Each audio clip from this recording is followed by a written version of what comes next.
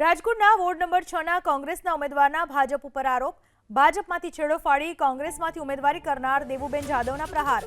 ભાજપે અમારી સામે લગાવેલા આરોપો ખોટા હોવાનું દેવુબેન જાદવનું નિવેદન। અમે નાના સમાજમાંથી આવતા હોવાથી બદનામ કર્યા છે। ભાજપે અમારી સામે ષડયંત્ર રચીને બદનામ કર્યા।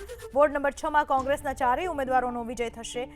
આવાસ કૌભાંડ બાદ ભાજપે દેવુબેન જાદવને સસ્પેન્ડ કર્યા હતા।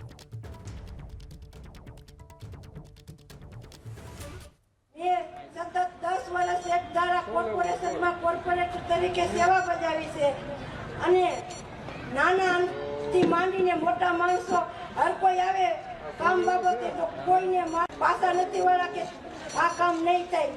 નગર સેવકનું કામ હોય છે ગટર ઉભરાય અથવા નળ નો આવ્યા હોય વેલા મોડ આવે ગંધારું પાણી આવે લાઈટ નો હોય એના માટે ફોન આવતા હોય તો અમે એના કામ સતત અડધી રાતે લાઈટ ગઈ હોય છતાંય અમે લાઈટ ચાલુ કરાવી અને કામ કરીએ છીએ।